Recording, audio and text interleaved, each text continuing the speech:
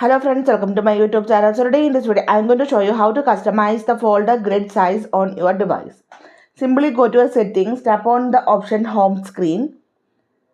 Now here you can see the option folder grid. Now this is 3 by 4. You can see one more size is available 4 by 4.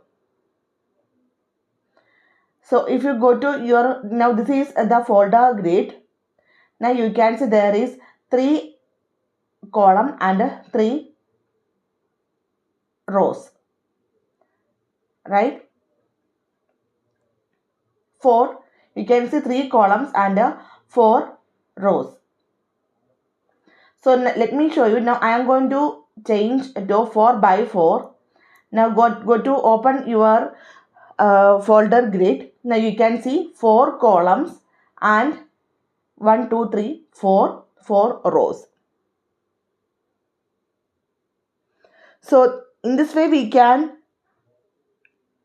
set how many applications appear inside a folder for better organization.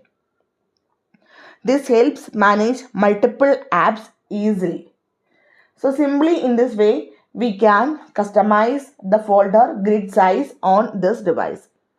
So hope you guys enjoyed this video. Thank you for watching. Thank you. Bye-bye.